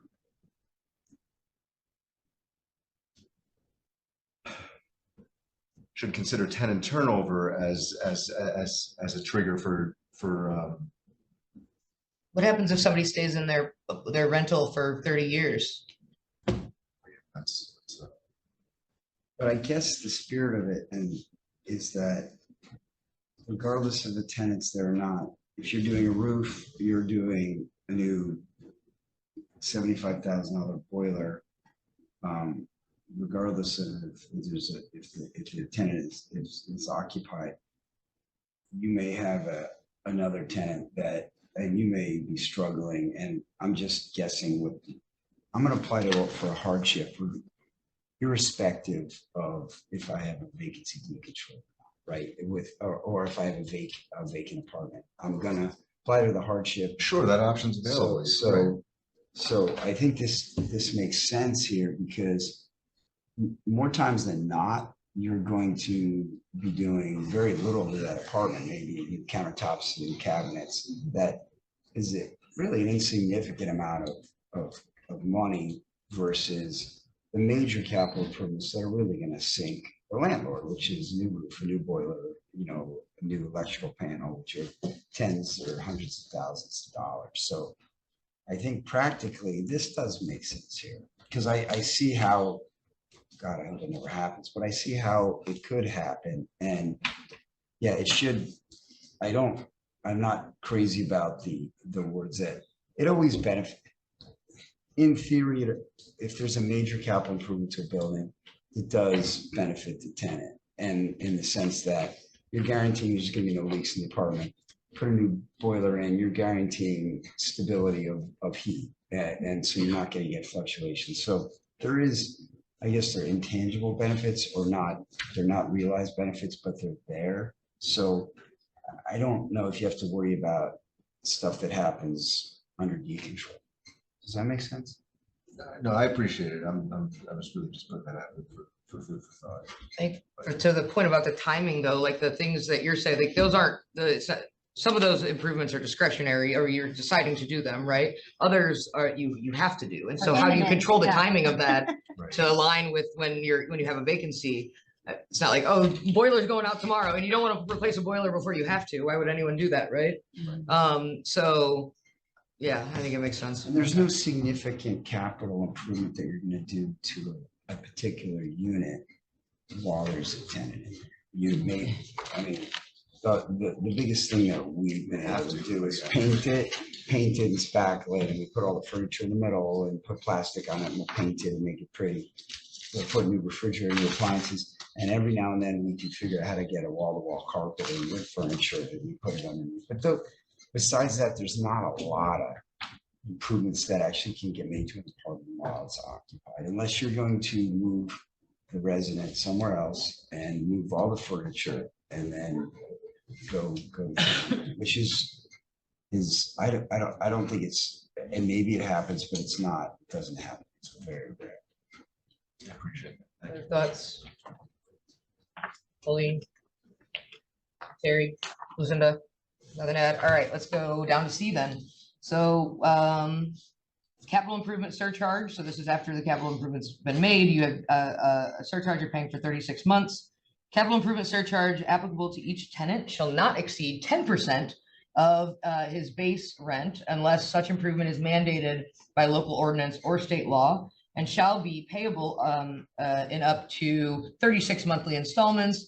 And the suggestion is to increase 15% of the legal rent for the first year of such an increase. Any further amount of increase would have resulted based on the landlord's application, shall be apportioned equally over the remaining period of the capital improvement. So this is putting like not actually change the rent, but like putting more of it up front, like, No, this is actually very generous, and I will tell you, this 36 months, I thought was very kind, especially since. the that's what the spirit- 15% So though. especially since the spirit was to benefit the tenant, right, originally, right? If that, this subjectiveness. So if you had a capital improvement that the tenant would be appreciating, you don't know if that tenant's gonna be there for 36 months. But you're still stretching it to 36. And I will tell you, I, from all the towns that I was looking at, even from my own experience being Jersey City rent leveling board attorney, I've never seen 36 months, so I thought that was very kind. That's already in So, there though, yeah, right? really, That's, really that's already kind. in the Yeah. ordinance. And that was a specific It's just- decision on that. Yeah, It I was- don't it was remember, I'll be yeah, honest. I didn't pay as much attention to the. And because capital it's surcharge. 36 months, so what's happening is now is that this is in the, let's put ourselves for a moment in the feet of the landlord who's now invested, may have even taken an equity line against the home, let's say the smaller, right? The 1 and 2. So they've taken the money out, they're paying interest on the capital improvement, but that's why if you're only getting 10%, and if you already elongated for 36 months, it's only fair for 15% and not more than that. You can obviously always do more then. So it would be fair for both of the parties because the tenant is still getting the benefit and the home was improved. Everybody wins and it's fair. So how long are they paying the 15% increase goes into effect, how And then long? you subtract that off You the top. and then- prorate it, yeah, and you prorate from it, there. you prorate it from there. Okay, So it's only a limited. so whatever time. 15% of it, and then it goes But- over. But And then th- it's like I divided said, by yeah, but 36 36 months is still very generous. Like I said, that tenant may not even be there for 36 months. But then they get But then you decontrol. get and then- decontrol. Correct. So But it's. But I mean, like, that's you a know, big increase for renters, like that's, I it's- couldn't but handle for that. But for level of it. capital improvement, It right? doesn't matter what it's for, if I don't have the money, I don't have the money, No, my wage didn't go up. Then- Yeah, but here's the issue, right?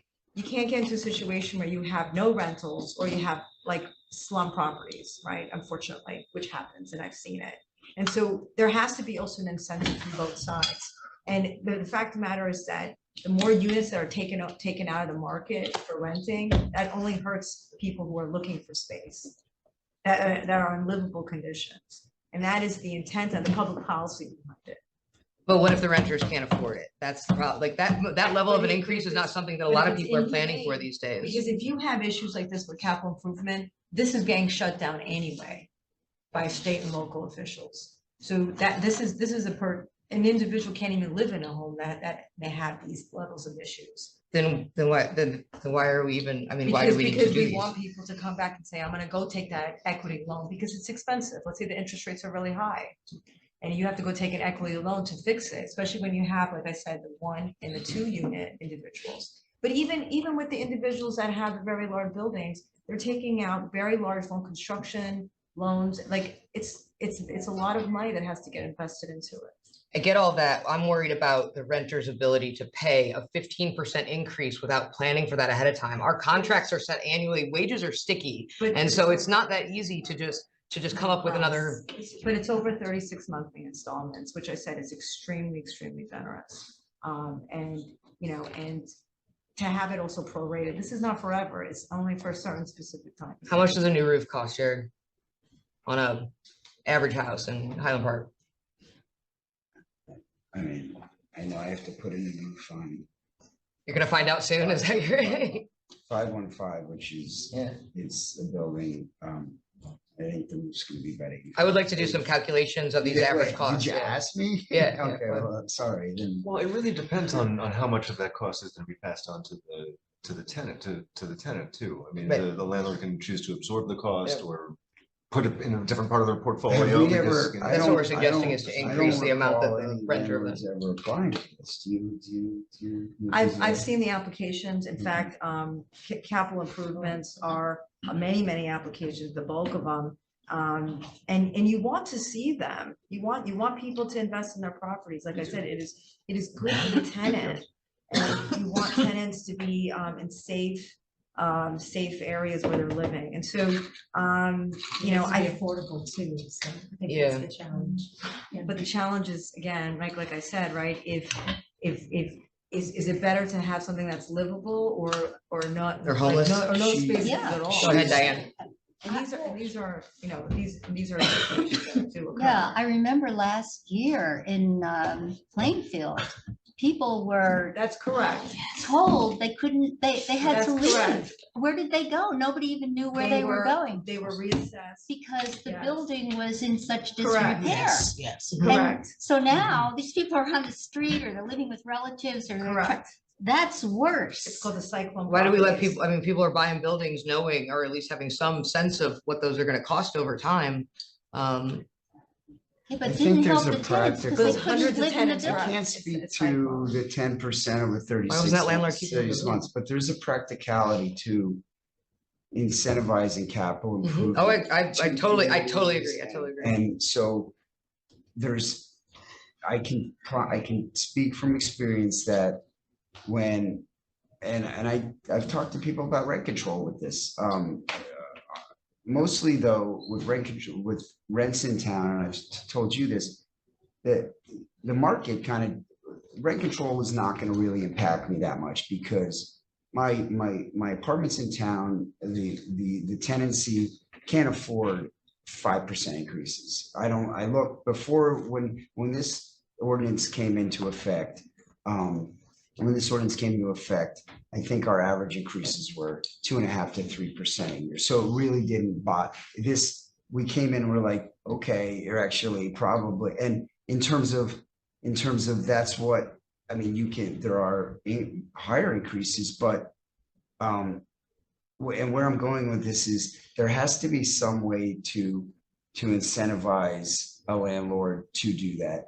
And when I have to do a roof, I have to do a roof and it's going to cost about $100,000 on 515 here. It's going to happen in the next 6 months. We've been budgeting it because when rents stay like this, like we can talk all you want about how wage growth is here and how it was 3.8% in New York City CPI, but I have never seen my costs. They've been 8 to 10 to Costs are going up for everyone, 15%. My construction costs, and I'm not exaggerating, they've doubled in 4 years for me to put in a bathroom. They've doubled. And so what it's taking me longer and longer to do is I'm reserving you're spreading out the cost of the new roof. I was supposed to put on the roof 2 years ago, but I didn't have the money to do it. And I reserved more money and now I'm doing it. I've been patching roofs, the roof and the ceilings till I had the money to do it. So she's absolutely right. And from a practical standpoint, you want to incentivize people to improve their properties because it's a give and take. Well, but not at the expense of displacing like entire, segments of the community. I have a question though, and this is important. When this happens, do the tenants, if they have an ongoing lease, do they get an option to break it at that point, to leave without, if I simply cannot afford the increase? That's a private matter, right, between the tenant and the landlord. Oh, so they're not required, that's why I'm asking if they're required to. Contractual- Yep. It's a contractual agreement they have, right? That would be up to the landlord and the tenant to negotiate. So it's terms possible they would have to themselves. then, have to pay the increase. Well, I mean, I don't want to get into tenants and legal law, but what I'm saying is that they already have a lease that has legal terms in it. And if there is something there, if there's not, that's up to both of the parties that are involved in the negotiation of that. But that's beyond the parameters of this rent level. Other thoughts? I'll just reiterate that, again, sorry to speak broadly, but rent control really is a last stop of a series of systemic inequities that exist in the housing market, right? So when we think about, either or, I mean, yes, absolutely, we should be encouraging capital investment in our rental properties to increase the quality of our rental stock. I mean, I've spent enough time on site, and many of us are renters, in rental properties that are subpar. And, that's unacceptable. At the same time, I think so when we have that conversation, I'd really rather not be an either or, but a reminder of what is really going to bend the market is the proliferation of more housing in Highland Park and the area. That's really what we need. We need more affordable housing. We need to build more housing, and that's going to be what's going to drive down those costs. In the meantime, we have these caps that are important to protect tenants from just being immediately priced out. Decontrol, be down. I think it's important to have it here because as a homeowner, you don't replace the roof every 5 years. You don't replace it every 10 years. It's like over 25, is over time. So I'm thinking the prospect of a tenant coming on this is not as much as we are gonna think it is, but I think the language needs to be here. Yeah, I agree. It's really just the increase from 10% to 15% that So I I'm think- concerned with. I think these should be in here and it's already 10%. What's the But we're talking about practical- increasing it again when we know that wages are. The math behind the exceed 10%, the capital improvement surcharge applicable to each tenant shall not exceed 10% of his or her base rent, or of the base rent. So, and then 10% monthly or annually, or is it? Yeah, when it's a 10 compound. Or is it 10% and like, how does the math work on that? So if let's say simplistically, So I Terry, pay $1,000 a month okay, in rent. well, actually, I think it'd be better not to use a hypothetical right now, because this is when it's happening, right? So Terry had mentioned how it's on a certain time period, and it's prorated, there's a certain percentage that's paid. It's already in your ordinance, you have to formula all of that. Look at me, I'm barely understand it. I'm sorry. I'm sorry, Terry. No, I thought it was a good Heather answer. was going, what? It was a good But answer. I guess, I think if I may, I guess the big point that we're discussing is should the 10 be 15? Right, It sounds that's like there isn't the consensus on proposed that. change. It's already 10. You don't have to defend it. And I don't, again, I'm not weighing in. I just want to make sure I was capturing the. That's actually, spirit of what's going on. more than our wages. That's actually puts in a deficit, like, Right. that's more than wages went up in this, in last year, because 0.4% was.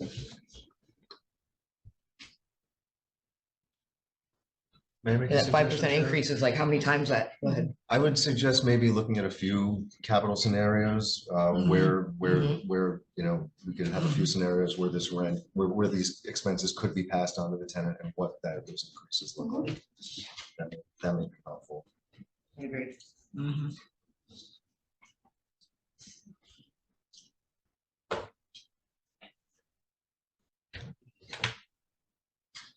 Oh, sorry, I'm just, I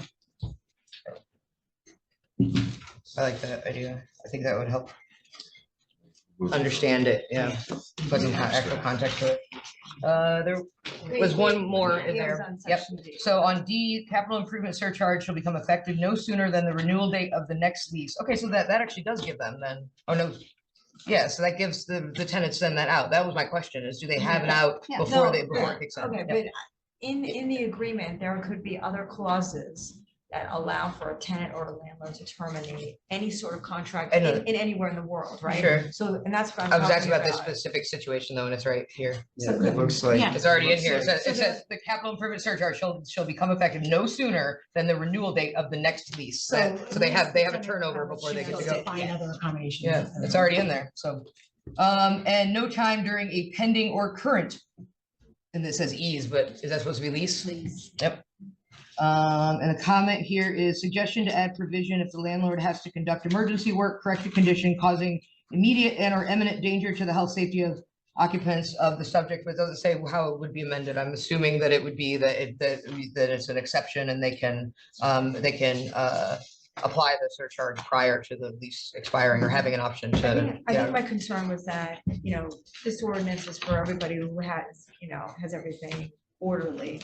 Things happen in life and you have emergencies. So I want to clarify like what, I mean, not the argument for it, but the actual clarify. So this is in that sense, what it's doing is it's allowing them to apply the surcharge before their lease has turned over.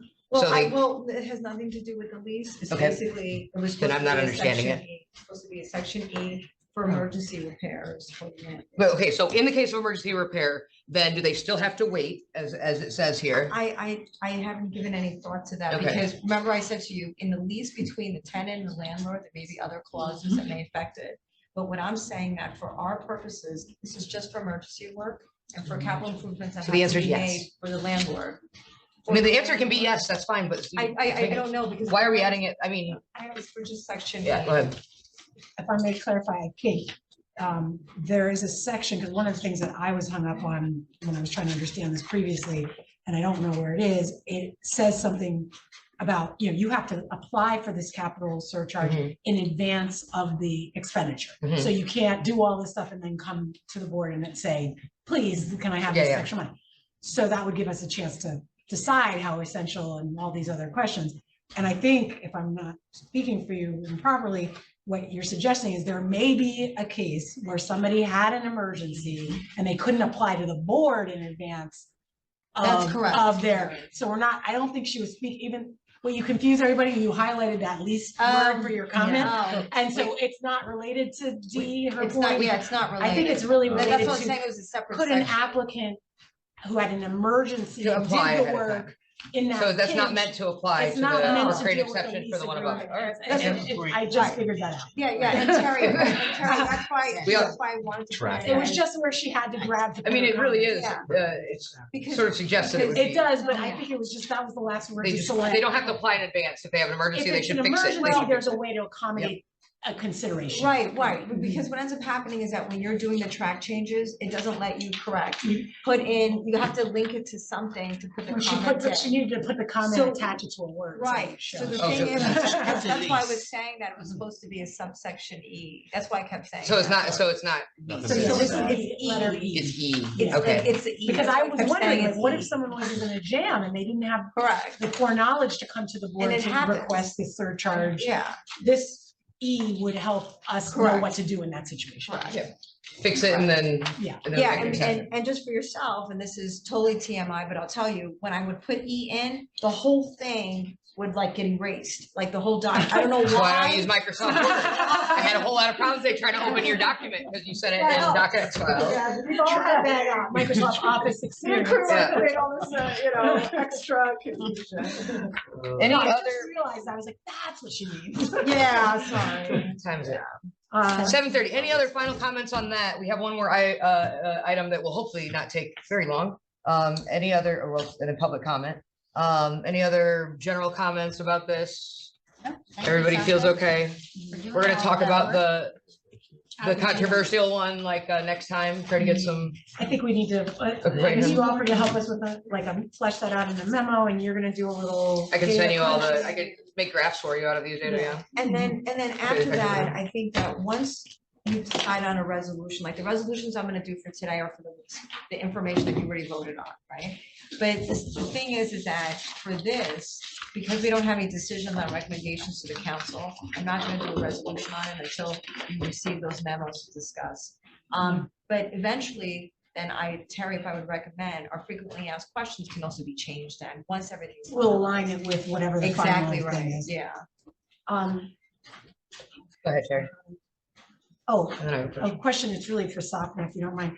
I know you want to kind of do a reso at the next meeting, but my reality is I need to have that rate done by the 15th of October, and our meeting is afterwards. Mhm. So I would like to, can I proceed with, because we like to communicate it with the landlords, we have a Yes. whole process. Yes. So I don't have to wait up for No, the formal. No, memorialization. yeah, No. yeah, I would go ahead, Okay, but I was thinking. that was the whole that- reason I jammed it on there. for this No, one, no, was and I to- understand, but I was thinking that if we can just get into a situation where we're having that, because as a statutory board, you have. No, it's good to have the right, record. Yep, right, so, absolutely. yeah, so you're gonna have a record, and that's why we wanted to. No, I just, that was a self-interested No, question. no, it's totally fine, and then eventually, once everything is done, then I can do the capital application for Yeah. the board also. Once we finalize. all Correct, the- and all the, determinations, that way, when an individual gets the capital application, it will guide them themselves. Plus, they may just rule themselves out once they read the Yeah, application. that's exactly They'll go, right. "Oh, this That's isn't exactly what I- right. This isn't. That's exactly right.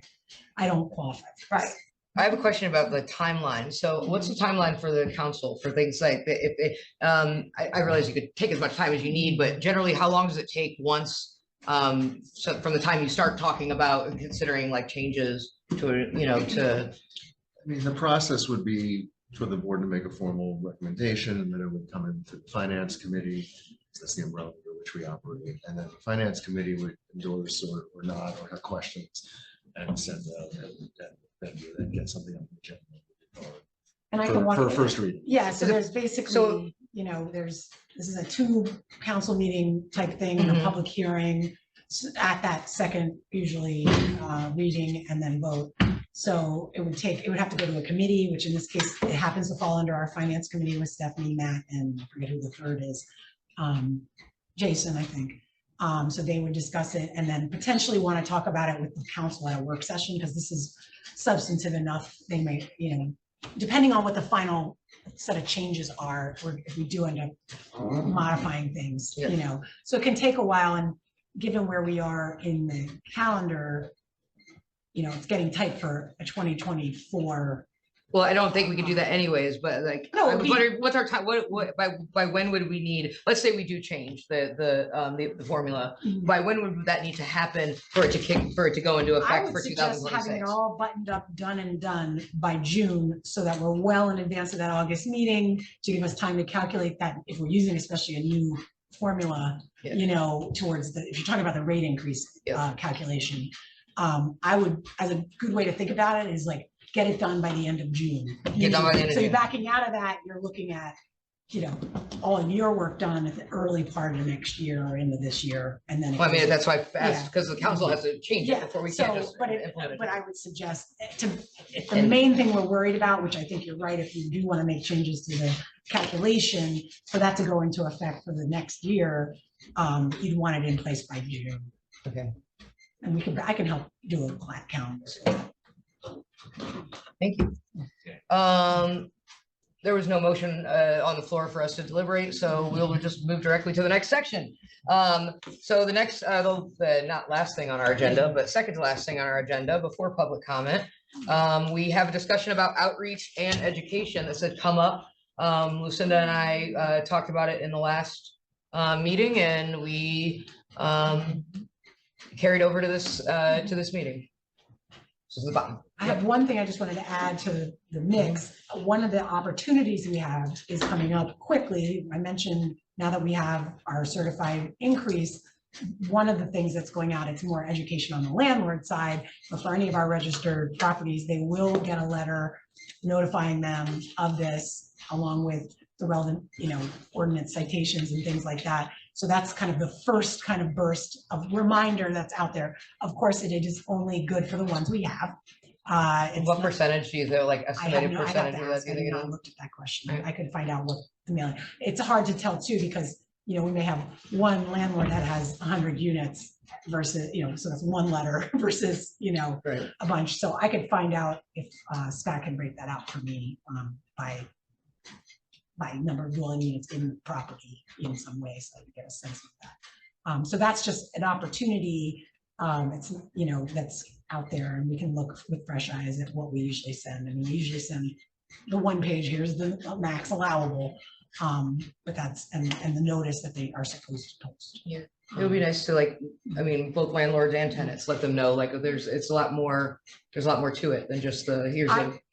I'm just saying, like, that's If- the low hanging, is all I'm saying, you know. Like there, that, but I mean, we even exist, I think some residents may not know, Mhm. and that they do have like you know, a place for the redress of grievances if they need to for tenants or to I guess I'm apply not for hardship. understanding what you're saying. I understand what you're saying, but I'm not Right. sure how you intend to. Well, the fact that people, you have to know we're here before they can know to get an application, and just letting them know the rent increase doesn't tell them what to do about it if something goes wrong, but also for landlords, I think renters also need to know that there's a possibility they could have a 15% surcharge, you know, and that's allowable here. I think that these sorts of things matter for both tenants and landlords alike, and it's a little bit more than just the rate increase, Well, I right? think the issue is you're a small borough, you don't have the capacity. Right, to we do don't. A lot of education, so that's gonna have to be kind of a volunteer thing, meaning people would have to, organize to get the word out to people. And partnering with community groups, things Yeah. like that have aligned interests with. I happen to be a liaison to boards and commissions that are interested in kind of getting the word out, so maybe we can talk about that, you know, separately Because, too. yeah, there's no way, it's not, yeah, I don't know if you're feeling this. Oh, way, too. no, don't I want guess Terry to I feel like, wasn't- Yeah. Terry, go out there. No, We're not I- suggesting that I you do think any you of this, Terry. misunderstood my point, and maybe I just jumped in with it too soon, was more just, we have a piece that is going out in the mail very soon to announce this, and to me, while, yes, I agree, it's all the other things in this ordinance, the protections on both sides are important, but the thing that gets everybody's attention Is is the that rent, number. yeah, And the so that's like the headline. And I was just saying, I'm going to look at the package, and I think your suggestion's a good one. We can have for more information on the landlords for what your role and responsibilities are. We have the FAQ on our website. We have the ordinance on our website. You know, we can direct them there. And I meant that was only a part of it. It was just happens to be low hanging because we do that anyway. Right. So it's gonna happen, and it's important because the good landlords will follow the rules. So they know the rules. So we have to get the word out to them. So I'm suggesting that we, like, it sounds like the city does have a presence sometimes at the farmer's market. That might be a place to at least have a presence, a visible presence where people know that that's where they find out that there's a rent control board and that there's a place that they can go. Yeah. You could Yeah, because think of people it. just don't know. I heard someone talking in the post office to someone else about it, and I was like, oh, we have a rent control. And he's like, what? So, yeah, yeah. just have to- Lucinda's like canvassing at the post office. No way. All right, any other discussion on that? Any other ideas? All right, let's move to public comment. Thank you, members of the public that have stayed here throughout this entire meeting. This has been one of our longer ones, although not our longest, not even by an hour yet. Let's, do we need a motion to open for public comment? I move, or I can't move. I will entertain a motion. Open the floor for public comment. Second. There we go. Any opposed? Motion carries. The floor is open for anybody who wants to speak about whatever you just heard.